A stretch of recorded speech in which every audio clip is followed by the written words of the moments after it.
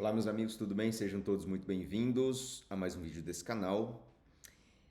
Mas antes de iniciarmos, eu quero te fazer um convite a vir conhecer nos nossos cursos de imersão aqui em Londrina, tá?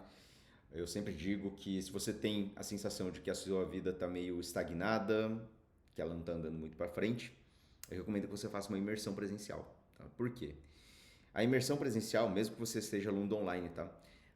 O presencial ele é todo estruturado de tal forma a fazer com que você tenha recursos visuais, auditivos e sinestésicos inéditos. E às vezes no seu dia a dia você atua muito em padrão de repetição, você acorda mais ou menos no mesmo horário, faz mais ou menos as mesmas coisas e frequenta e entra em contato com pessoas que são mais ou menos do mesmo padrão vibratório. E isso vai fazendo com que você entre em um padrão de repetição. Então você não tem novas ideias, refresca novas ideias. E o curso presencial ele fornece a possibilidade de você viver uma nova experiência, estar em contato com outras pessoas e sair um pouco da sua rotina.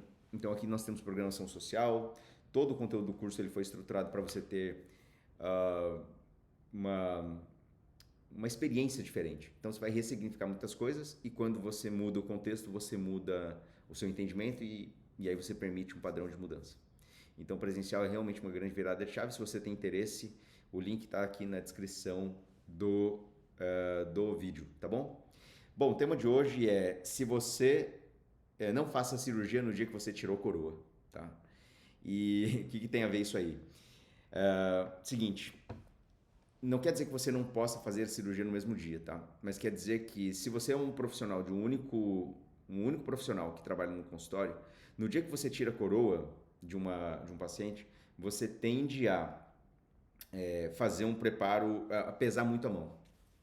E a odontologia, principalmente a odontologia estética, odontologia de precisão, de qualidade, é uma odontologia muito delicada.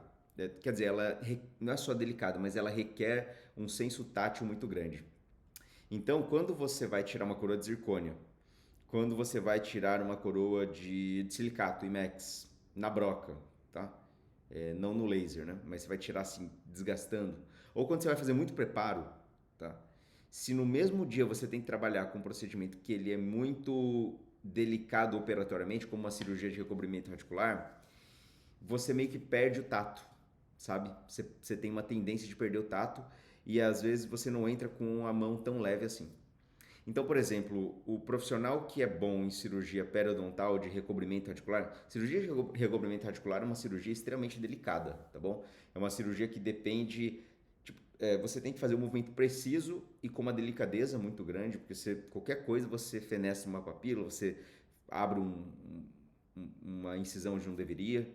E esse tipo de procedimento que depende de um senso tátil e de precisão muito grande, ele não pode ser feito depois de você retirar uma coroa, que você teve que pesar muita mão, ou depois de você ter feito uma exo muito dura, tá? Porque tem exos e exos, né? Tem exo que você faz com extrator traumático, exo de remoção de preservação de rebordo, que você pesa a mão e deixa a mão mais leve. Mas sabe aqueles dentes que você tem que fazer força, ou que você tem que imprimir fazer uma cirurgia assim com mão muito mais pesada, mais firme? Esses procedimentos que demandam uma mão muito firme, se você tiver que fazer uma cirurgia muito leve, depois de fazer uma cirurgia de mão muito firme, você pode perder um pouco o tato. Você pode até falar para mim, mas eu conheço cirurgião experiente que faz um protocolo de manhã e à tarde ele está operando um recobrimento. Tá, isso talvez seja possível porque ele deu um espaço onde ele refrescou as ideias e meio que deu uma zerada na mão. Mas se você fazer logo na sequência, grandes são as chances de você confundir um pouco o peso da mão e a sensação tátil. Então, assim, tem procedimentos que eles demandam de uma mão muito firme, sabe? Protocolo. Para você abrir totalmente ali, expor o tecido ósseo para fazer a instalação dos implantes, às vezes você pega um tecido que está muito mais fibrosado, tá? Para você abrir assim, você tem que fazer uma mão muito pesada. E se você tem que fazer uma resina, um black space na sequência, sabe? Você pode perder o tato da mão. E eu recomendo que você não faça isso muito na sequência. Melhor ainda se você pudesse especializar e escolher não fazer algumas coisas no seu consultório, porque você sabe que a sua área de expertise é só trabalhar com coisa delicada. Então, por exemplo, você definiu que você vai trabalhar só com resina composta, de uma maneira mais delicada. Então você vai evitar esses procedimentos que demandam de uma mão muito mais pesada.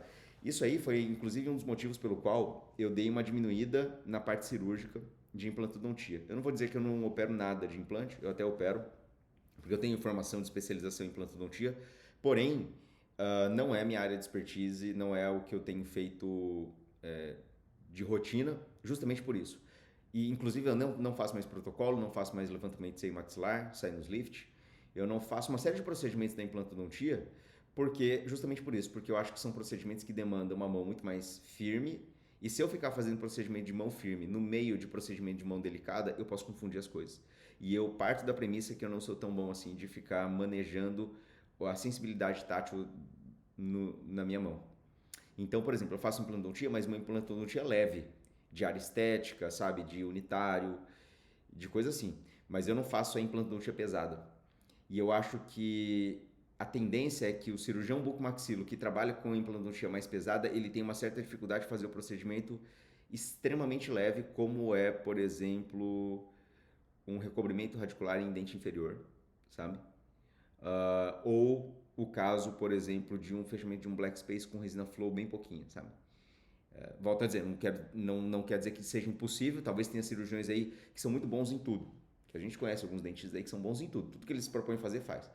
Porém, minha recomendação é que você não faça isso, e mesmo que você esteja dentro da sua especialidade, hein? Porque esse é o tema do vídeo, não faça um procedimento leve depois de ter removido uma coroa, por exemplo. Eu faço dentística, eu tenho que remover uma coroa e depois tenho que fazer um fechamento de black space. Evite, tá? Dê uma ajustada na tua agenda para que você não tenha que fazer uma coisa sequência da outra, porque você pode perder a sensibilidade tátil e você pode meio que ferrar a excelência do seu procedimento quando você está num procedimento muito delicado. E eu vou deixar outra dica aqui para você nesse vídeo, tá? Se você vai fazer um procedimento muito delicado, procure fazer ele no primeiro horário de cada período. Por exemplo, primeiro horário depois do almoço ou primeiro horário de manhã.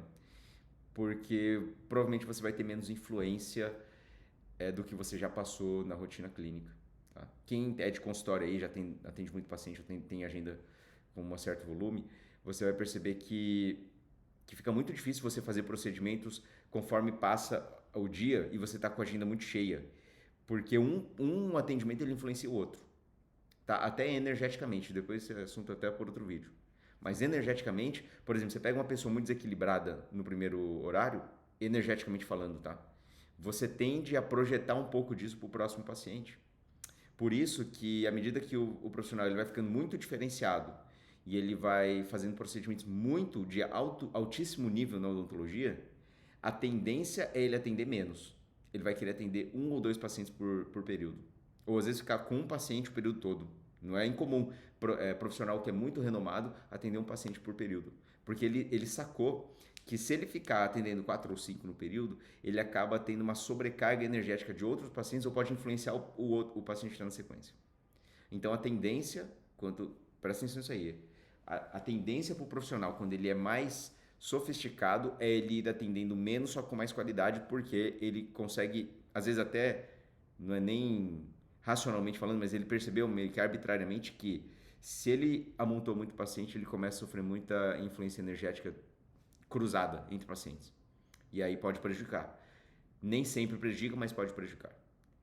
Então tem a questão operatória e tem a questão energética. Os dois eles influenciam e eu recomendo que você preste atenção nessa questão. Tá bom? Ficamos por aqui então. Nos vemos no próximo vídeo.